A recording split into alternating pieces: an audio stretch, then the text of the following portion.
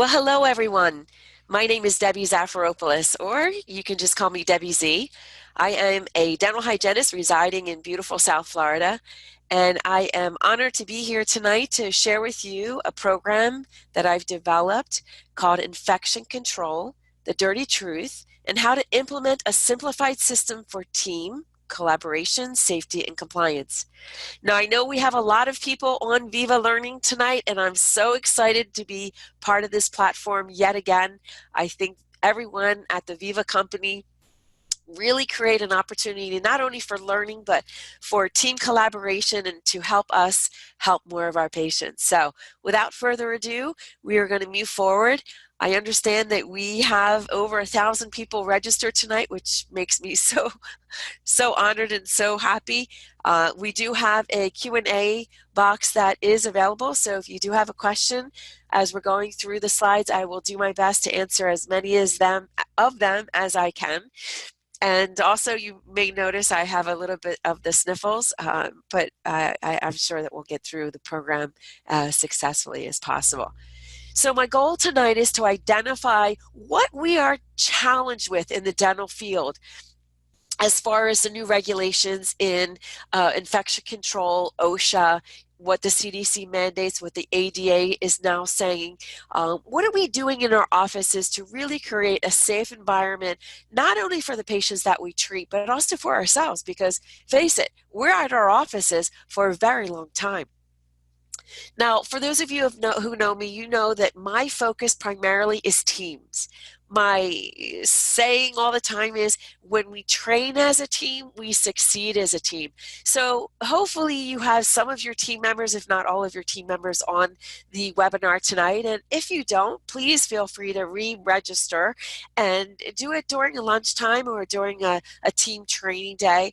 But please create an opportunity where your team gets the same information. So as we're going through some of the slides that may be new to you, we can educate the team so we can implement the best possible processes or systems, and also research different products that are out there that you may not be familiar with.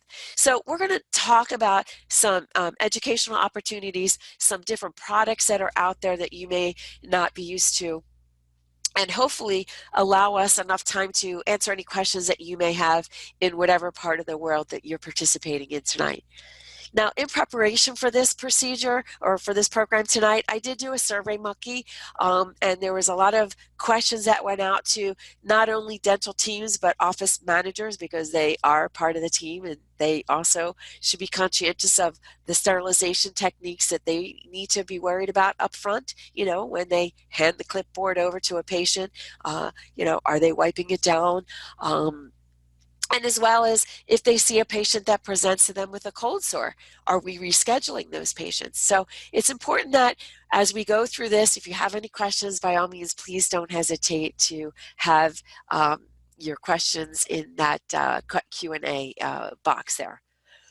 So as we get started, there are some terminologies here that I do want to define. DHCP, which is the Dental Healthcare Provider acronym, it is defined as what a paid or unpaid personnel in the dental health setting that would be exposed to bodily substances, supplies, equipment, surfaces, water, air.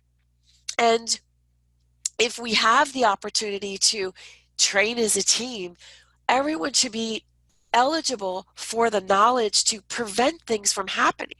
So it's not just what happens in the back of the house or what happens in the front of the house. There's no segregation there.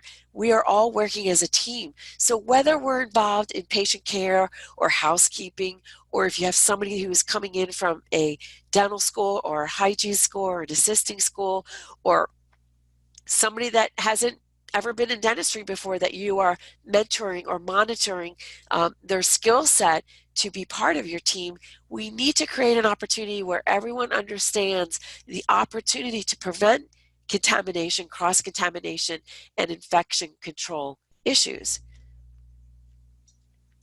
Now, unbeknownst to a lot of people, most of our dental teams, especially if we are involved in direct patient care, think that we would be most exposed to infectious materials.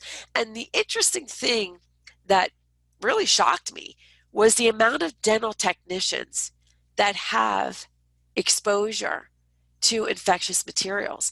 And so when I asked a couple of my friends what was their biggest pet peeve from a dental office receiving impressions, whether it be alginate or some other impression materials, it was that they would get impressions that were dirty, impressions that had blood on them, cotton rolls, gauze, sometimes teeth, calculus. So we want to be conscientious of how we are preventing that contamination to be shared with our dental technicians, because over 53,000 dental technicians that were surveyed responded back that we were being exposed to infectious materials. Now, you may or may not know that if we were to send anything to a laboratory, we need to spray it. So further in the presentation, we will address that as well.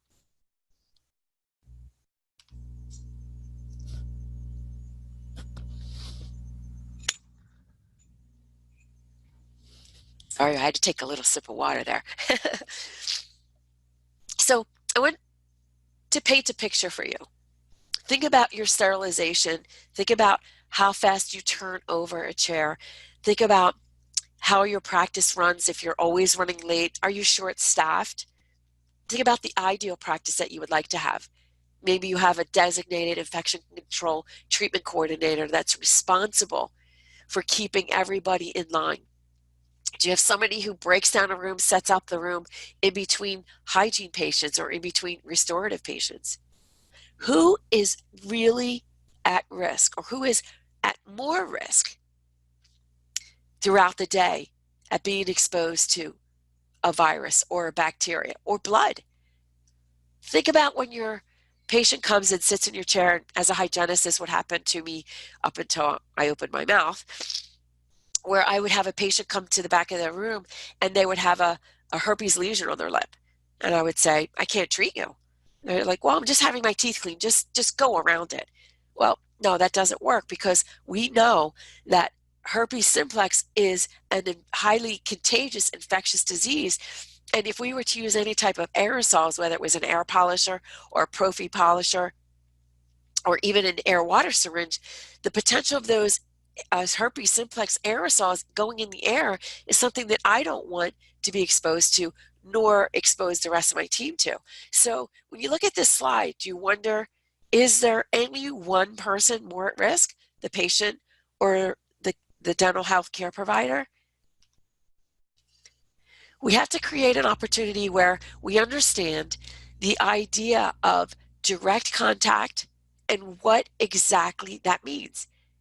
If you're looking at when a patient is filling out a chart, do they have a runny nose?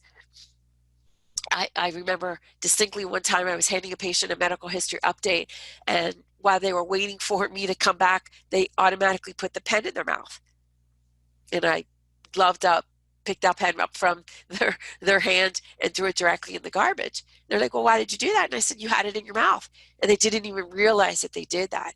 So if you look at the way that your systems are going right now, consider modifying it based on some of the things of mode of transmission. Think about the contaminated objects and surfaces that your patient may touch if they're in a hurry and they want to brush their teeth before they see the hygienist. Or are they putting that contaminated toothbrush on the countertop? Or if we're wanting to go out to lunch and we're running 15 minutes late, do we leave things on the countertop and that are contaminated, and wanting to do that before we start our afternoon patient? Think also now, you can hear my voice. I have a sore throat. I do sneeze. Where do those nasal droplets go? Where do those spatter that get propelled go? And the interesting thing I was reading about is, we all have a tendency, if we sneeze or we cough, we're supposed to cough into our elbow. And in actuality, we're really not.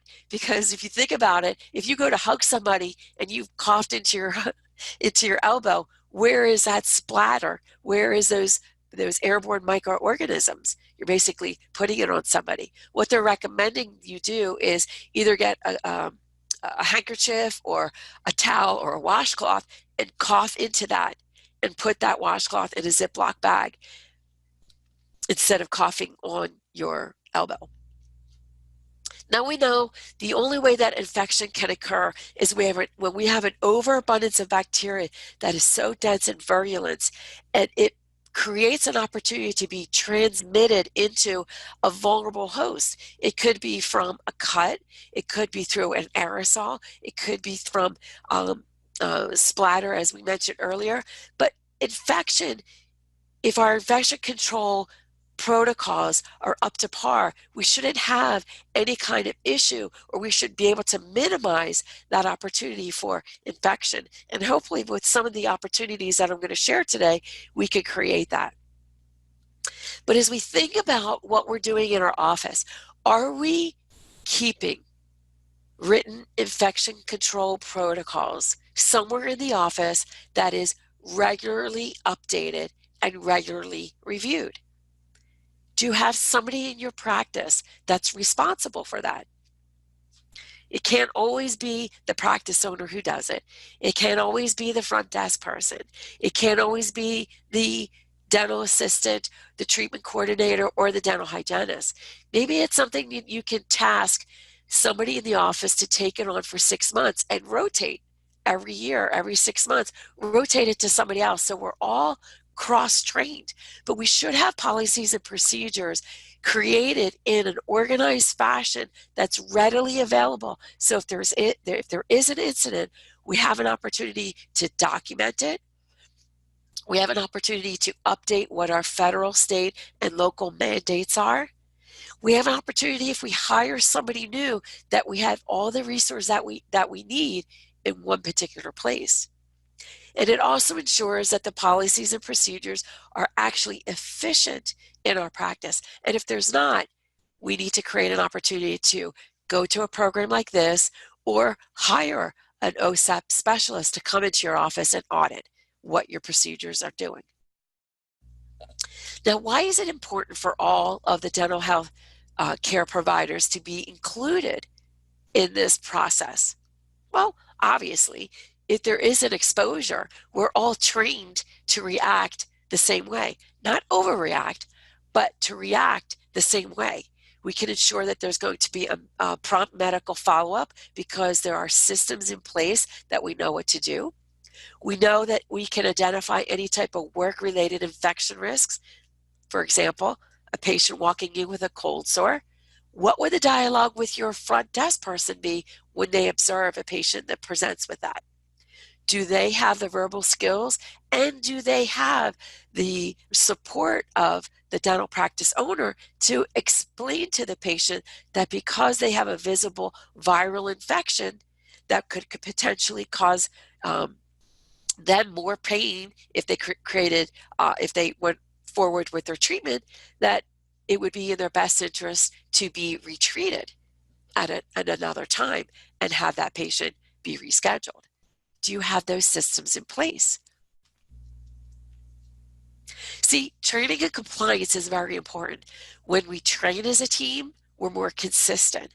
When we train as a team, we're more effective. When we train as a team, we have the same communication outcomes as we would when we have the information delivered at the same time. Now, it's important to understand that you set the standard when you hire somebody, that person gets trained as part of their onboarding. It isn't showing them where the gauze is or where to put the toilet paper or where to put the coffee filters. It's creating a consistent onboarding system when you bring a new employee on. Or if you have a new policy that's been regulated in your state, when that regulation goes to effect, you should create an opportunity to train your team members at least on an annual basis. Now, the other thing that most offices that I spoke to didn't realize, that OSHA requires employers to provide the hepatitis B vaccination to all employees who would be exposed to that risk factor. So anybody who would be exposed to injections, patients who would be exposed to patients who are, clinicians who would be exposed to patients that have an immune compromise, this is a precaution that OSHA requires. So when we have an opportunity to immunize or be immunized throughout our life, whether it's for Hep B, the measles, or rubella, that creates an opportunity for our immune system to build that preventive layer. But what happens in your practice when you have a team member that doesn't believe in vaccinations? How do you protect your practice? And how do you protect your employee?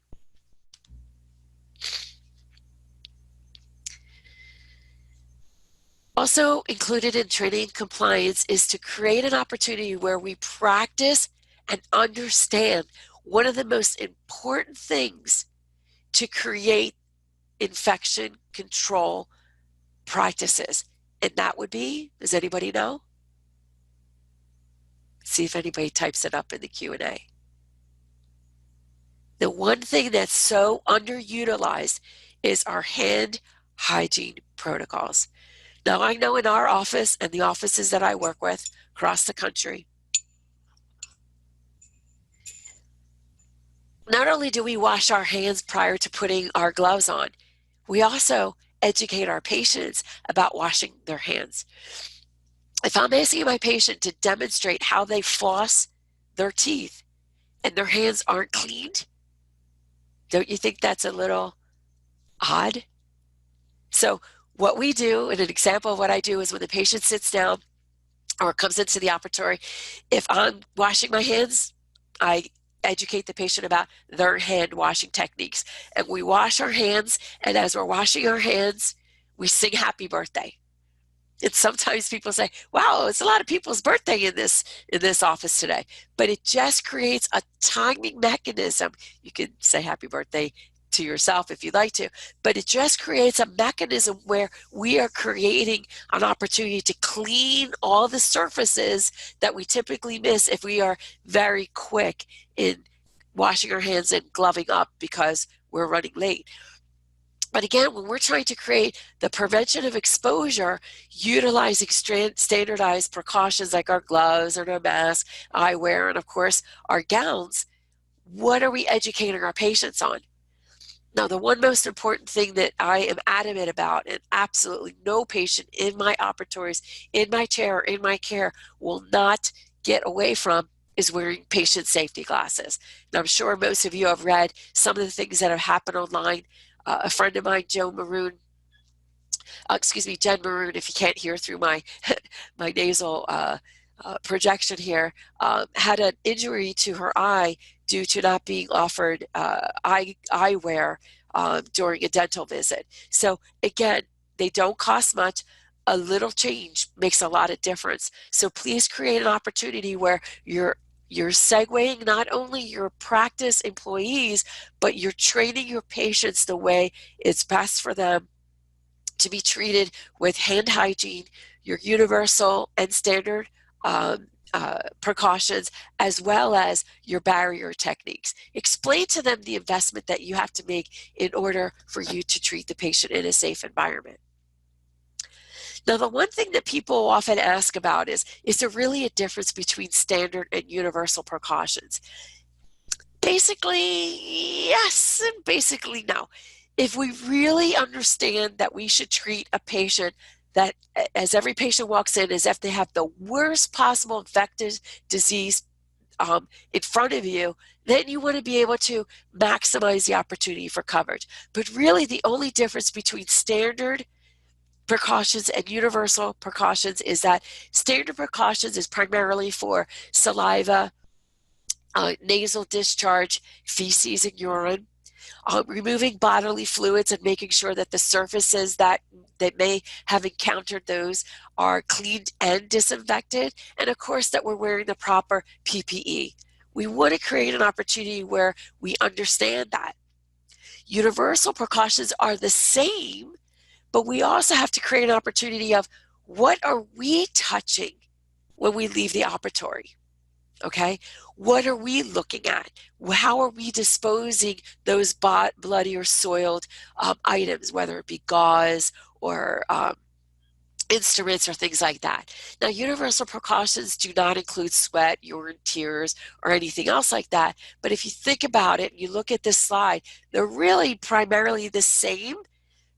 And we should enforce to all of us that we wear the proper PEE, our protection uniform, and of course being vaccinated for the hepatitis vaccine would be ideal for everybody.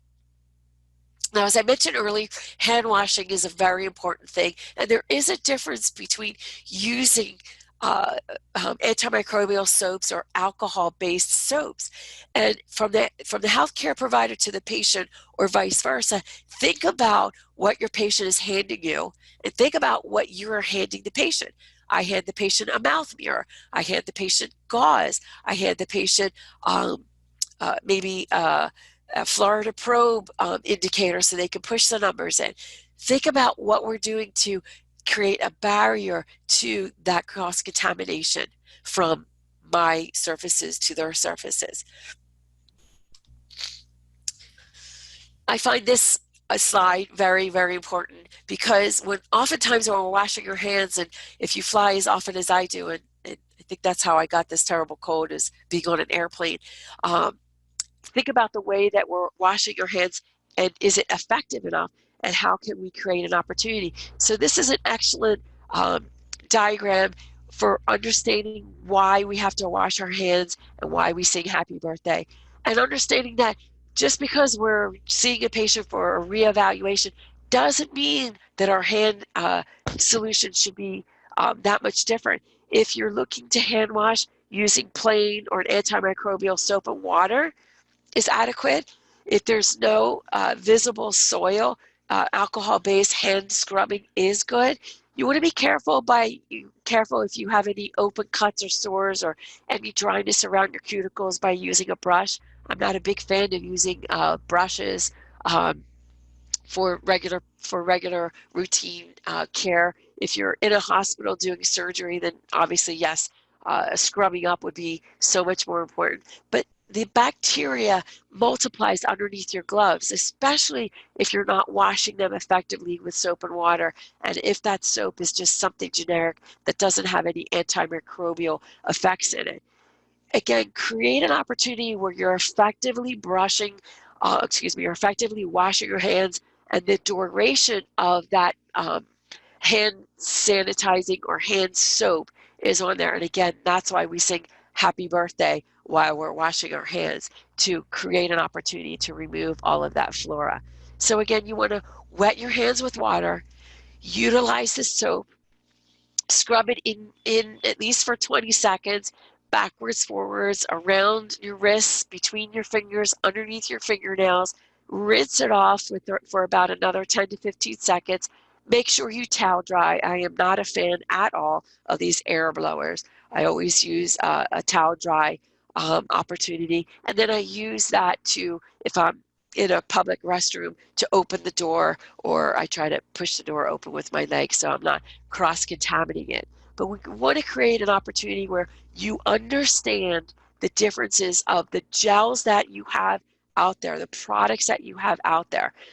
There is a product out there that does not have hormone disruptors in it. So that's one of the products that we switched in all of our practices, because we wanted to create an opportunity to use something that will deliver the antimicrobial effect that we want, that is a simple delivery system. It's in a pump that we have.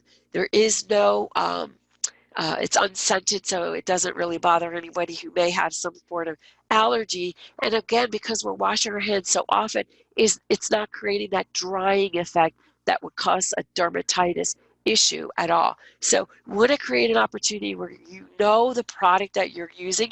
Use the best product, even if it's a couple cents more than other products that you have utilized in the past. One of my offices came across a problem because they were having a lot of contact dermatitis. And what we found out is that in between the morning session and the afternoon session, the clinicians were using a petroleum-based lotion. They were using something to rehydrate and comfort the irritation that was being caused by the hand cleansers, as well as the dryness of the gloves. So look at your lotions that you're using, because petroleum-based lotions weaken the gloves and increases the pores of, or increases, creates permeability. So if you're in a mouth that has a lot of saliva, the opportunity for that saliva to penetrate those micropores is going to be enhanced. So we want to be conscientious of that. So utilizing petroleum-based lotions, you should really just do them at the end of the day before you leave, to go home, making sure, again, before you leave your office, that you're removing all your PPE, changing out of your scrubs, and go ahead and put some uh, lotion on it. Then let's go into the next segment where we're talking about sterilization.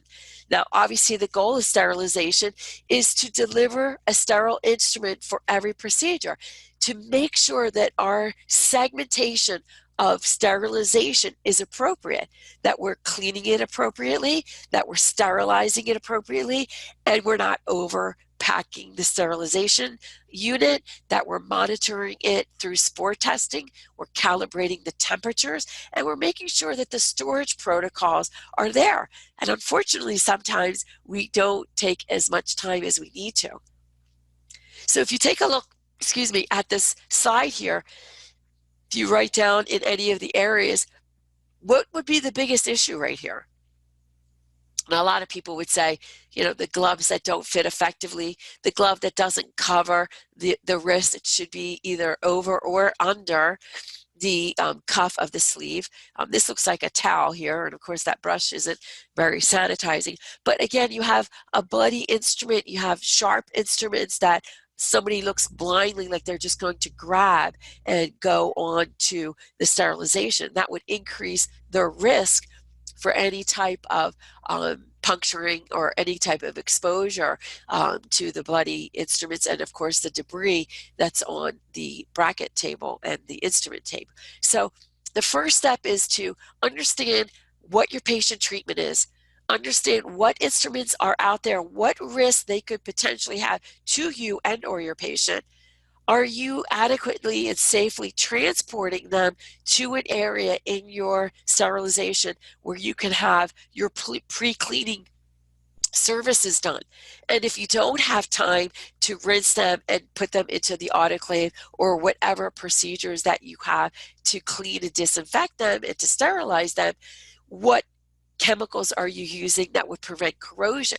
So this is just a step-by-step segue that you could have. I'm sure a lot of you are taking pictures. Most people tell me they take pictures of the slides during the presentation, but you want to create an opportunity that you're following full circle, for fullness of this opportunity to take your instruments, taking them full circle to pre-cleaning them, keeping them in a sterilization bath if that's what's necessary, rinsing them, drying them, putting them in the particular unit that you may have.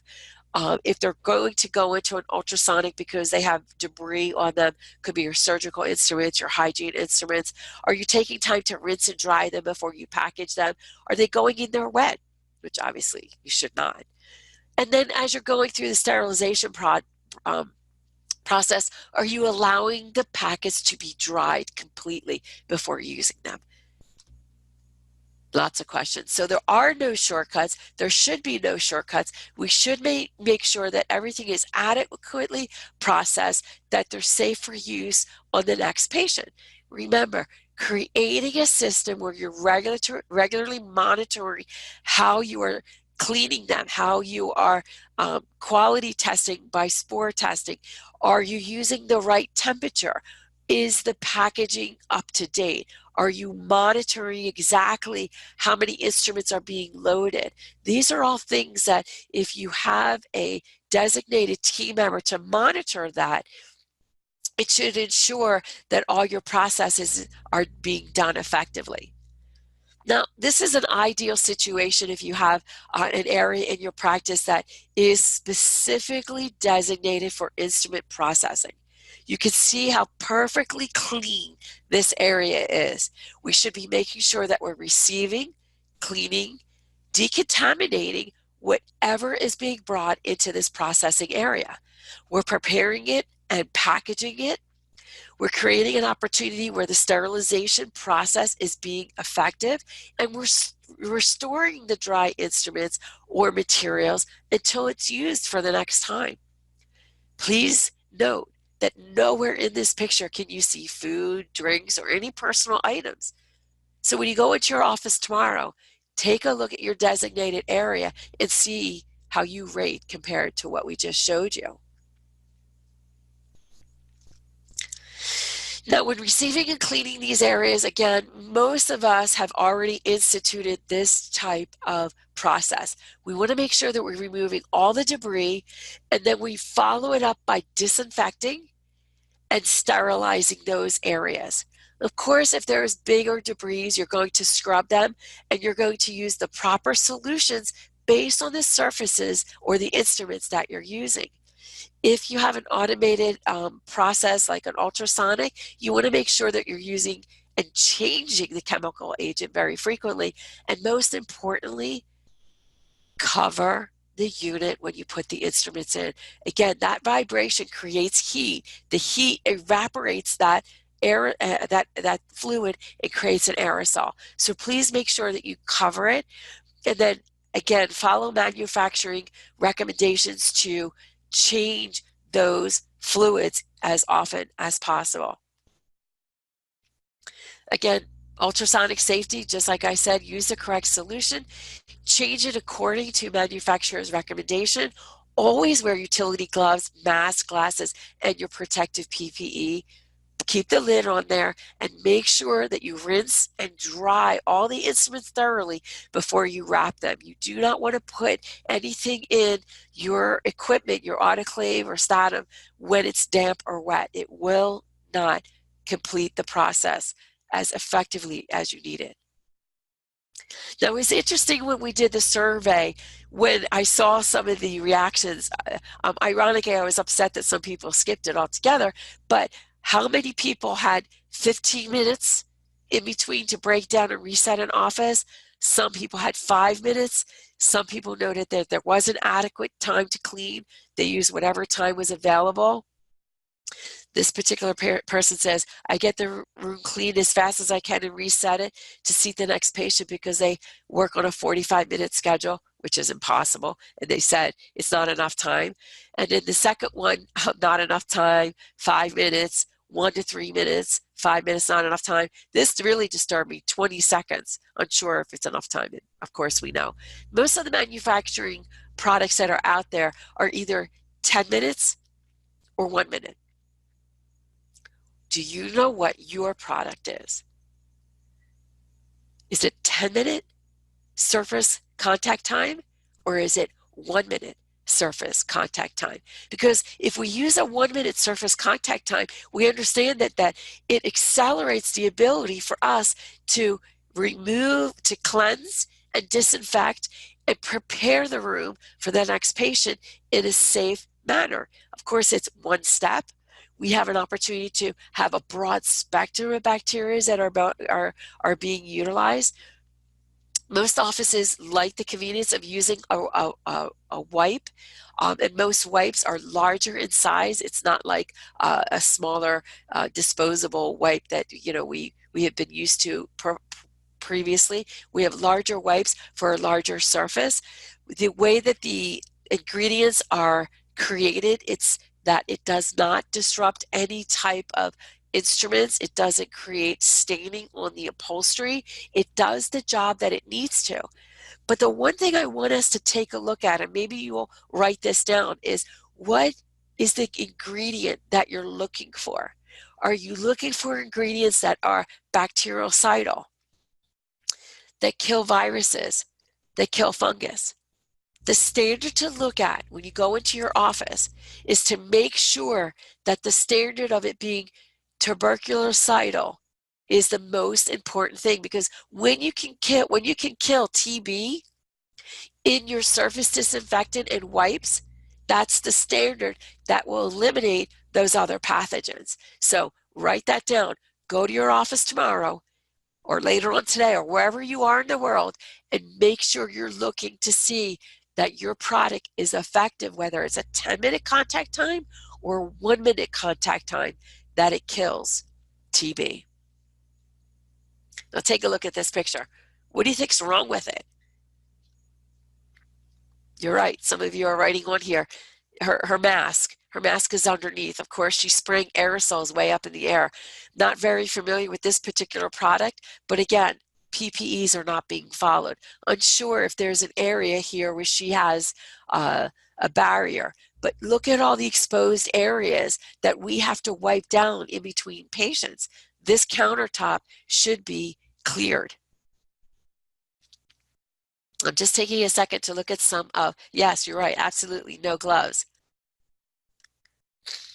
Angela's asking, how often should the effectiveness of an ultrasonic be tested? There is a foil test that's out there, but most manufacturers have the answer. Angela, take a look at the ultrasonic. You want to make sure that it is actually working. But again, the most important thing is to use the proper chemicals in the ultrasonic, the proper timing, and to make sure that the lid is always covered. Great question. Now, I'm sure you're all familiar about what was happening in the country about the oral surgeon whose infection control and instrument sterilization techniques were faulty. There was a lot of his patients that were ill. Again, we do have safer, quicker products on the market to help turn over the room in a faster way. And I'm happy to introduce you to one or two of them in this presentation. But again, not only are we conscientious about our patients, but please understand that you have to be cognizant of your protective eyewear, protective gloveware, protective lab coats, and again, what you're doing when you leave an operatory. It's recommended that when you leave the operatory that you take off your lab coat.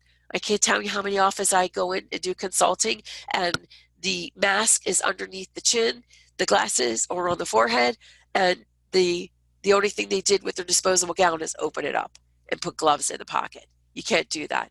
Please create an opportunity where you're following the proper procedures, because you just don't know how effective the previous patient or the previous surface decontamination process has done. I want you to look at other environmental surfaces. I want you to make sure that you understand that the barrier protection, you know what I mean, covering the headrest, covering the bracket table, the saliva ejectors, the high-speed suction. If you're using digital x-rays or old x-ray technology, what are we doing to use the barrier protection process to eliminate cross-contamination? I know it could be expensive, but changing that in between patients, it's eliminating that opportunity for the next patient to be exposed.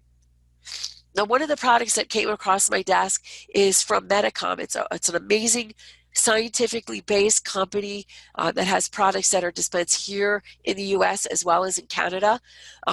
ProSurface is one of their newest products that are on the market. It's a one-step, 1-minute solution in either a wipe or a spray that you can use for cleaning and disinfection. Let me repeat that. 1 minute, one step, one solution for us to have the ability to clean and disinfect without damaging our chairs and our clinical surfaces. Remember what I said, the most important thing we were looking at is to make sure it killed the TB bacteria. Tuberculocidal. See how it skipped a little bit here in it. But this particular product, again, comes in a spray and a wipe for your convenience. Personally, in our offices, we use the wipes during patient care, and at the end of the day, we use the spray as we're flushing out our lines. Now, I wanted to bring this to your attention because most often people don't realize that our products do change. Maybe you have a dental assistant or a rep that comes into your office and gives you some samples of some new things that are on the market. But if you're switching your brands, you want to make sure that you're using hot soapy water with Dawn dish soap. That's right, hot soapy water with Dawn dish soap to remove any surface oils or remove anything that the previous product would have left behind. That way you can make sure that the product you're switching to has the best effect. So if you're switching to something new, make sure that you're cleaning your surfaces with warm soapy water with Dawn dish soap before trying a new product, so you can make sure it's as effective and you're getting the most bang for your buck as possible. Look at some of the questions. Yep, no mask, no glasses, no gloves. Yep, nothing covering the arms. So let's go into this next segment of our water safety, because some of us that I've spoken to in the past couple weeks, they didn't even realize there was an issue with the EPA and water and dental waste, and I included it in this presentation. But if you think about us and our drinking water, we never really test our drinking water. I mean, I don't test my water at home.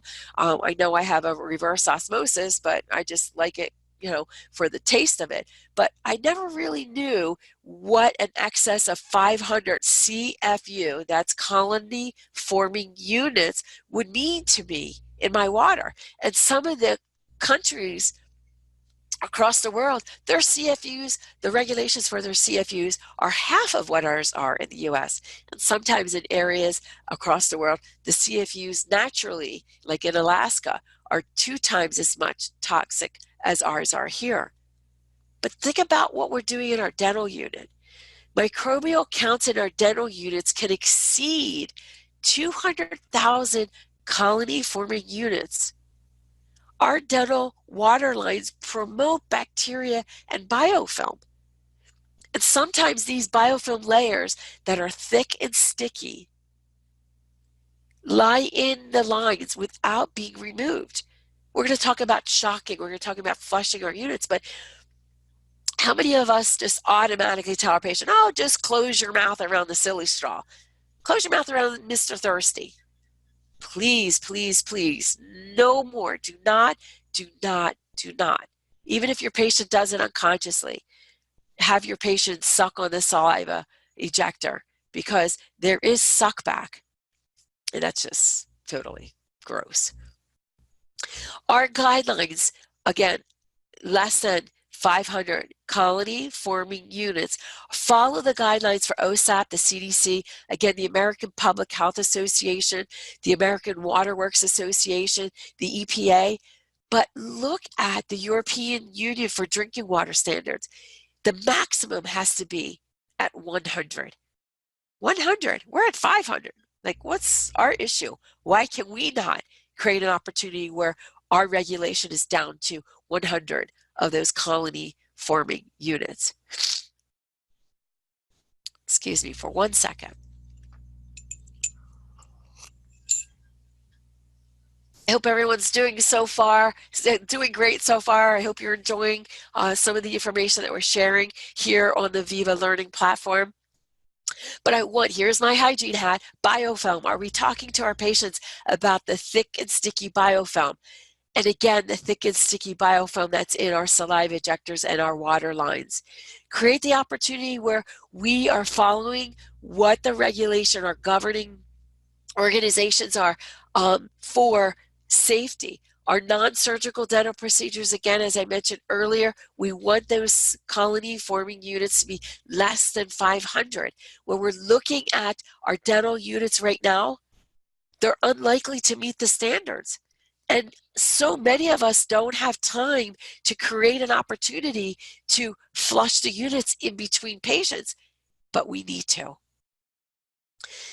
In 2013 and through 2015, within 2 years, there were 2 separate children's clinics that there was this Mycobacterium abscessus.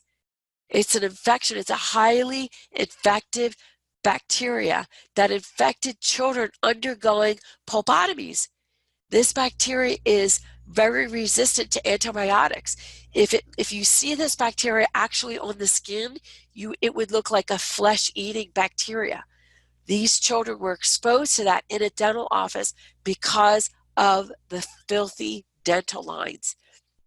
These are something that we can create an opportunity. Again, look at what your EPA registered and your FDA cleared dental line treatment protocols are. I know Crosstex has one. I know ADEC has one. I know that there's another company that skips my memory right now. But please take a look at what your water lines are, your air water syringe, your ultrasonic scaler. Does your dental line meet the EPA for drinking water? Probably not. Are we creating an opportunity where we're discharging the water and air for a minimum of 20 seconds after each patient? 20 seconds after each patient, are you discharging the water and the air? Are we removing and inactivating the chemical germicide at the end of the day? Are we removing the colonies of bacteria, fungus, and protozoa in between our patients? Now you can take a look at in between here. I've seen this in many offices that we've been into to evaluate what their systems are. This is a slime layer. It's a thick and sticky lipopolysaccharide. It is in the interior walls of our suction, of our air water syringes. It increases that planktonic species. Dental units that remain untreated or unfiltered will not meet those drinking standards. Of course, we don't want our patients to deal with that. And so what protocols do you have in your office to eliminate that? Now, for most of you who may be familiar with or not familiar with, the EPA in 2017 passed a law that requires dental office to install a certified amalgam separator. Let me say that again. Or let me ask a question.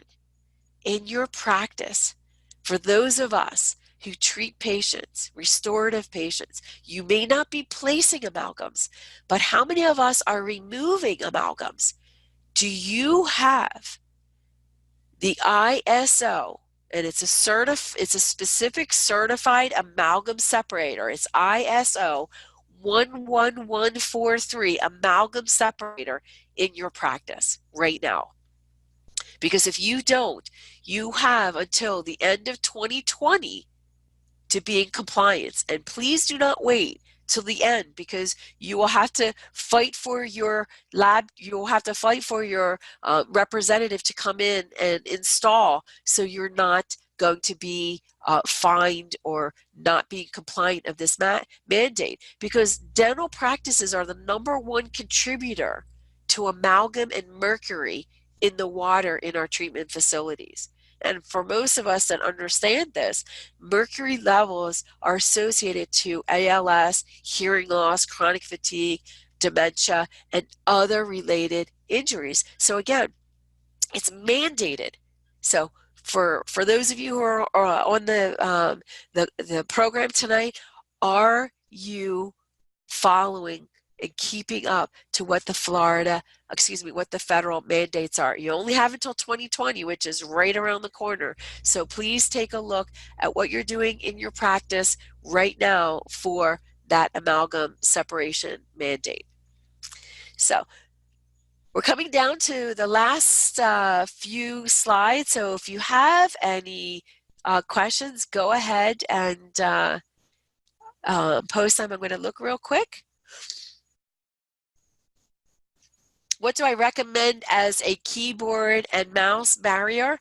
There are some companies that do have keyboard and mouse barriers. I've seen offices that have used the tray, the clear tray covers for the keyboard, and Ziploc bags for the mouth as a mouse barrier. And again, in between patients, you're removing that. You're wiping them down with your wipes. Obviously, you wouldn't spray any type of spray on the keyboard or the mouse, but you can certainly do that. But I would certainly call your your digital supplier, whoever installed your computer system, and ask what they recommend. But I would definitely have them covered.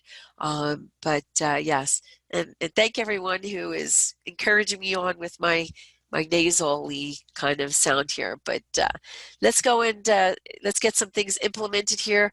Again, we opened the program with, as we train as a team, we succeed as a team, and I certainly want to create that opportunity. If as I mentioned earlier, if you're not on the call or on the webinar tonight, I know it will be rebroadcasted. Why not create an opportunity where you sit down with your team members and establish the proper protocol that you're going to be following in your office? Establish a manual that you will have that's easily referenced for your team and or new hires. Make sure you're following all your recommendations for your local, state, and national recommendations. Make sure that you're taking a history of all of your employees. That's a medical history that is necessary to keep a medical history of your employer, excuse me, of your employees and their immunization schedules. I believe we have to keep it for 7 years. Don't throw it out if the patient, or excuse me, if your employee moves on to another area. Keep it for at least 7 years. Make sure that you're following proper hand hygiene, that you're using the proper alcohol-based or soap-based antimicrobials, singing happy birthday, making sure that you're showing your patients how to wash their hands. Because again, if a patient has dirty fingers, I am not teaching them to put dirty fingers with dental floss in between their mouth, or I'm not demonstrating interproximal brushing with dirty fingers. It's very important that if it's good for me, it should be good for them. Also, make sure that you're using the proper gloves, making sure you're not using a petroleum-based hand cream prior to putting gloves on because your hands are irritated or the weather is changing and they're dried and chapped. Create an opportunity where you know the difference between cleaning, disinfecting, and sterilizing, and make sure everyone is doing it properly. Do you have in your office the proper PPE setup? Your patient safety glasses, your clinician safety glasses, your opportunity for disposable gowns, and making sure that you're not wearing them out of the operatory up to the front desk and leaning against the office manager's desk and contaminating that area. Make sure that you're conscientious of the pens that you're taking from the back of the house to the front of the house. Just little things to think about. Create an opportunity where you're understanding how to test your water lines.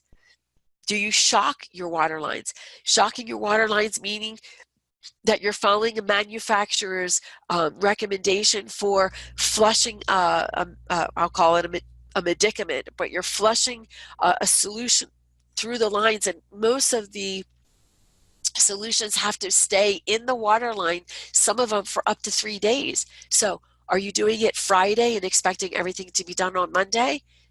It shouldn't be that way. You should try to do it on a Tuesday and then 3 days later, continue the process. But again, create an opportunity where you're researching your products and following the manufacturing direction based on the equipment that you have. Are you up to date in your most competent ways of ensuring infection control protocols? Somebody asked about a keyboard and a mouse. That's a great question. How are we making sure that everything is being followed by everyone in the same way? And again, take this opportunity to educate your patient about infection control protocols. Maybe some of you on the webinar tonight remember many, many years ago, I can mention the person's name, Kimberly Borgalis. Remember Kimberly Borgalis? She got AIDS from a dentist here in Florida because there wasn't effective sterilization and infection control protocols, and that turned into an increase in the dental team, meaning the dental practice owner, for investing in barriers. Everything was covered. We used more plastic covering and aluminum foil and garbage bags and sharps bags, and we didn't know if regular gauze went into a red bag or a white bag. Oh, it was a mess. So now please understand with the products that are on the market, our infection control protocols can be modified, but it's important that we train as a team, we learn as a team, and we implement as a team. And that creates an opportunity that we have team accountability. And again, the process just continues to move throughout our day.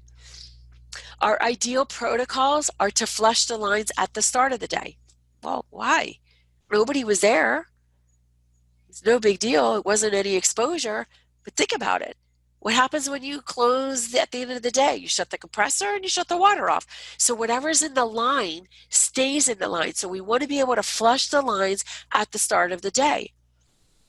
Ask yourself, what is your protocol? What is your system or scheduling for testing or shocking your water line system? Are you checking your filters frequently? I know we were in an office not too long ago. Somebody threw the filters out.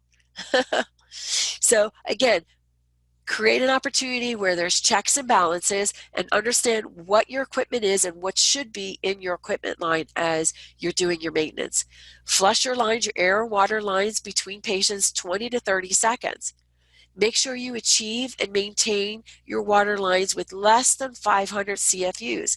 Hey, why don't we just try to be like Europe? Let our goal be to 100 CFUs. Make sure you understand and follow your manufacturer's protocol for maintaining the water quality. We have an opportunity to test and monitor water qualities in between patients, in between protocols. Make sure you purge the lines at the end of the day. And again, when you create an opportunity where your team is working together, sometimes if I can't do it, our dental assistant can do it. Sometimes in our offices, if the front desk person can't do it, the practice owner always jumps in and helps out. So I hope that I've offered you some simple segues for us to identify quick solutions to create an opportunity to have a safer delivery system for cleaning, disinfecting, and sterilizing. Again, in review, one of the products that came across my desk is from Medicon. They have an opportunity, they have a lot of products. You should take a look at their website. But I like the fact that they have a surface wipe and the same ingredient in a spray, because we will use the surface wipe in between patients, and we will use the spray at the end of the day. And remember, you can also use the spray, as we talked about earlier, as our dental technicians, is please remember to spray the impressions before you send them out. Make sure you're looking for products that are simple to use, that are safe for cleaning and disinfecting, that won't damage your surface areas, won't damage your chair materials, that are bactericidal, tuberculocidal, fungicidal, virucidal, and we can do it in a quick and effective method. Our step to success for our practice is to know your state and local federal mandates. Make sure we're familiar with the updates for OSHA, OSAP, and the CDC. Create an opportunity, a start date, whether it's January 1st or the right before you leave for the holiday break in December for Christmas, or whichever holiday you and your family enjoy. Update your manual and make sure that your team understands the relevance of that importance and is continually trained. Consider your infection control to be designated to a coordinator. Maybe every 6 months, incentivize them for keeping everything up to date and helping. And remember to practice these steps for success as a team. Now, we went over quite a bit. There are some questions in here. See if we could get to some of them. But if you have any questions about the resources and some of the statistics that I presented here, please feel free to send me an email at debbiez@vigilanthygienist.com, and we'll be happy to address those or find that. Thank you, Phil. Great information and presentation. Let's see. Should a diamond burr be used for single use, or they can be sterilized in autoclave? Diamond burrs, I believe, hopefully, if they're in good shape, can be reused. You have to follow the proper protocol. If there is any type of debris on there, you do need to remove the debris. So follow your proper protocol for removing the excess debris, and then go ahead and before you sterilize them to make sure they're free of debris, free of any kind of blood or tissue, and follow your sterilization protocols with that. Last question we'll take before they give you your code is, can we use hand sanitizers as effectively as, can we use hand sanitizers as effectively as hand washing? It depends. If you have dirt and debris, it's recommended to use a hand sanitizer with a bactericidal in it. If you have, if you're just washing your hands, let's say you just came in from bringing in your groceries, then hand washing with an antimicrobial soap is what is most recommended. So, wow, we had so many people here on the webinar tonight, and I am so thrilled. I'm sorry I couldn't get to all the questions, but if you do have any questions, feel free to email me at debbiez@vigilanthygienist.com. Thank you very much to everyone at Viva Learning. I always enjoy participating on this educational opportunity. I hope I get asked back again. And for all of us tonight, thank you very much. Have a wonderful holiday season and take care of yourselves.